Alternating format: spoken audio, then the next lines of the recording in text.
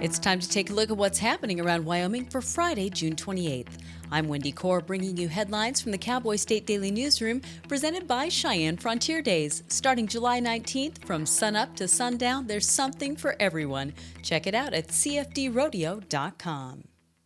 The debate between President Joe Biden and former President Donald Trump had plenty of political and personal fireworks, and even a mention of former Wyoming Congresswoman Liz Cheney. But for Wyoming's congressional delegation, there's no debate about who clearly won the night. Politics reporter Leo Wolfson spoke to the three delegates. Wyoming Congresswoman Harriet Hageman came to the conclusion that First Lady Jill Biden is guilty of elder abuse for letting President Biden debate Trump. Almost universally, pundits lauded the performance as a complete failure for Biden, and it was a painful thing even for Democrats to watch. U.S. Senator Cynthia Lummis told Cowboy State Daily the difference between Biden and Trump is clear after the debate, adding that she is, quote, gravely concerned for what another Biden presidency would mean for Wyoming. To conform with state law, Wyoming's largest school district has adopted a policy requiring teachers to notify parents of changes in a student's character or well-being. The Cheyenne-based school district took its policy a step further than state law and specified that this includes students' requests to change their names, according to Cowboy State Daily's Claire McFarland.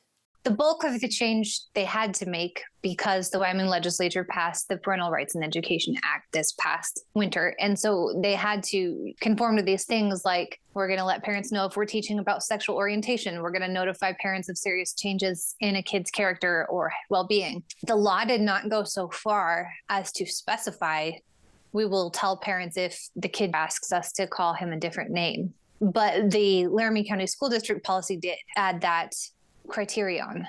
The new wording could go into effect as a permanent policy around the start of the new school year.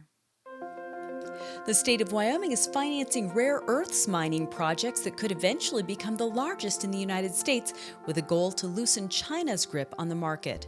Cowboy State Daily's Pat Mayo reports that on Thursday, one of the leading rare earths mining projects in Wyoming received $7.1 million in financial backing from two state energy-related agencies to advance further exploration of the strategic minerals. And this would be going to American Rare Earths. It's a big deal because it's the second such rare earths company that the state has awarded money to. 2 years ago, it awarded money, a little bit over $4 million, to a company up in Upton that's doing a novel demonstration plant. That plant, it should be opening up here shortly in the next month or so. And so this will be the second plant. The grant will help advance further exploration, drilling, and sampling on state mineral leases, build a pilot processing plant, and study local economic impacts of its operation when it ramps up in a few years.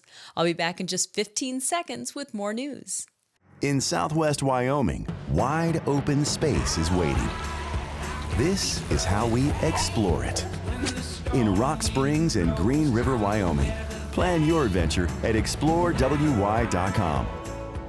A renowned photo taken by legendary photographer Ansel Adams that's already an iconic image, the Tetons and the American West, has found another public gallery to hang in the top right-hand corner of envelopes as the latest in the series of forever postage stamps issued by the U.S. Postal Service. On Wednesday morning, standing at the very spot that Adams set up his tripod to snap that famed photo 82 years ago, a small gathering commemorated the new stamp series, and Cowboy State Daily's Jake Nichols was there. It's the idea of the United States Postal Service to honor Ansel Adams' legacy with this stamp series, 16 stamps. You know, the one we're interested in Wyoming is the photo he took that's included in this series in Grand Teton National Park, overlooking the Snake River with the Tetons looming in the background. It is gorgeous. Customers can buy the stamps through the postal store or at their local post office. Hurry, though, because forever stamps will increase in price from 68 cents to 73 cents on July 17th. And close encounters with mule deer in Laramie's Green Hill Cemetery isn't anything out of the ordinary. What is new are the red-lettered signs posted near the cemetery's entrances warning dog owners to think twice about walking their pups there. Outdoors reporter Mark Hines says there's a protective mama deer who isn't afraid to go after dogs that might threaten her baby.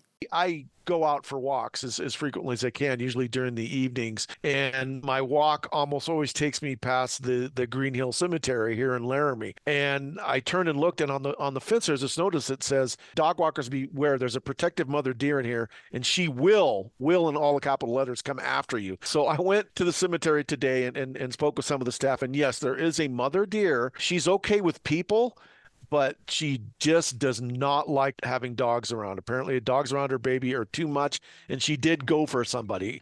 While no human or canine has been hurt by the protective mother deer, cemetery staff say they posted signs out of an abundance of caution. And that's today's news. For a deeper dive into the people and issues that affect Wyoming, check out The Roundup, conversations with the most interesting people in the Cowboy State. A new episode drops tomorrow when I have a conversation with Wyoming historian Clay Gibbons. You can find the link on our website, on our YouTube channel, and wherever you get your podcasts. And of course, you'll find it in our free daily newsletter. Thanks for tuning in. I'm Wendy Corr for Cowboy State Daily.